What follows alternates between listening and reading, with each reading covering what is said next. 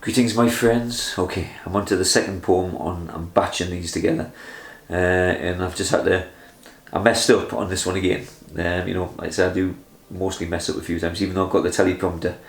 It's just, it happens, but kind of just as well, because I went round, I was just like, man, messed up again, and I went round in the battery, the camera had stopped, so it worked out alright, needed to change the battery. So I've just been rambling on so much trying to get these done.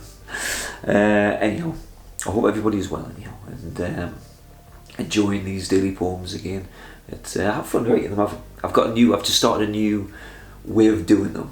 Nothing different, so that's kind of a little bit, you're like, wait, what? Well, what I mean is that I kind of, I'm trying to structure, I've probably talked about this before, structuring a day, like a working day, especially when you've got to manage your own times. When I used to plaster, I used to just drive in your van, turn up, and just crack on. You knew exactly what you were doing, but sometimes when you're left to your own creative devices, you got to try and structure things a bit more. So I've got this routine now which I'm really happy with. So I'll basically get up early, whatever time that is. I don't use an alarm, usually around about say 4 o'clock, and then straight up, quick bit of breakfast, sit down at the table, and then I write the poem then, so that's kind of that out of the way, however long it takes, and then I get straight on with the art and spend 5 or 6 hours doing that, and then that's a couple of important things out of the way, and then I get on with other stuff. So I'm really liking it as well, because my mind would always avoid, not deliberately, but it's like in the morning, especially, you're tired, like, oh, I'm gonna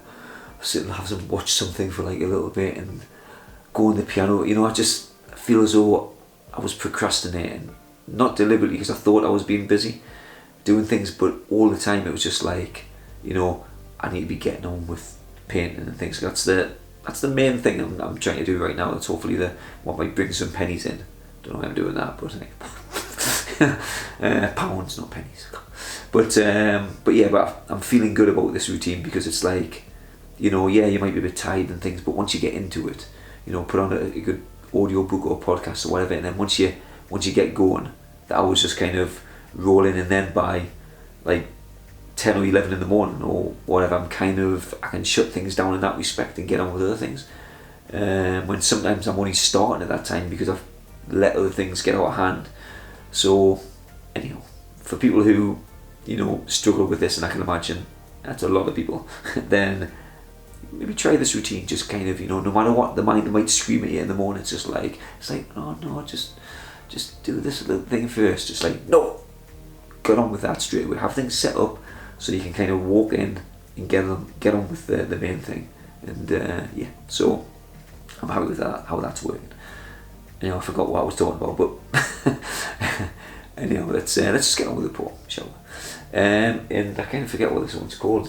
I need to put it, because I've got it on my teleprompter, and on the last one I had, because I had it would show us what it was called, but I need to write them the title of it. I think actually, it's called Destinies Pledge.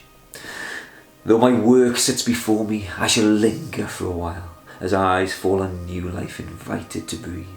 Distraction, my old nemesis, floats on air unseen and taps me on the shoulder to interrupt, to intervene.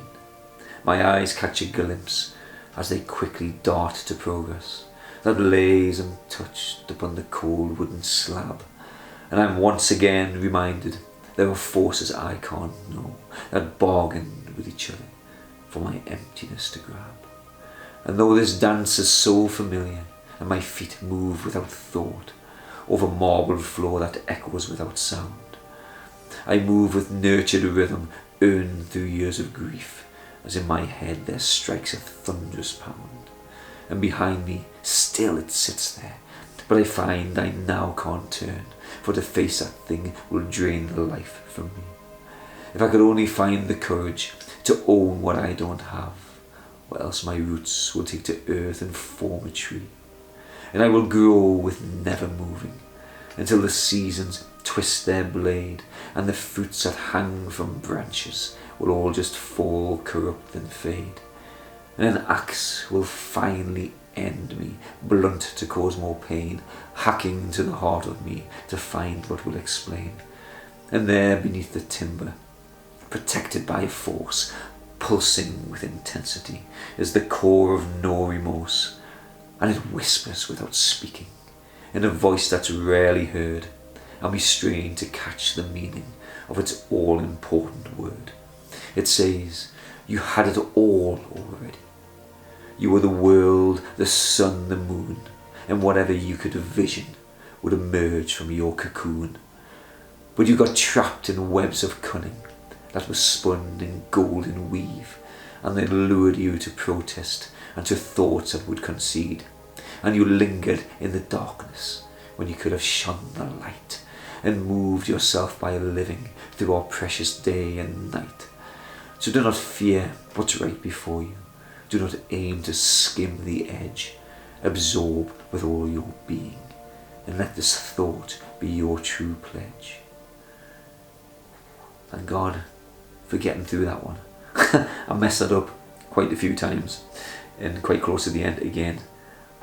But yeah, that's actually, I kind of, obviously I've just been rambling on about procrastination and all that type of stuff. And then, obviously because I just went through this before, and I just didn't twig when I was actually talking to you about that. And I started the poem, I was like, oh yeah, this is a little bit about procrastination. In fact, mostly about procrastination. Yes, which, you know, all do in whatever form it exists. And yeah, it's not a good thing. You know, sometimes it's nice to procrastinate, but it doesn't get anywhere. In the end, it just causes grief. Anyway, I'm going to crack on, my friends. I've got others to get through, and hopefully they're maybe not as long. So yeah, take care, and I shall see you tomorrow for another daily poem. Bye bye. Greetings, my friends. Thank you for watching whatever it was you just watched. I hope it's left you confused or excited or inspired or whatever emotions is running through your head right now. I appreciate it. But please hit the thumbs up and pass things on to your friends if you think they need to watch this. And if you'd like to look at any of my art or purchase any of my art, then please check out the links below for the website, Instagram, Facebook, and all that jazz. Take care. I shall see you soon. Thanks. Bye.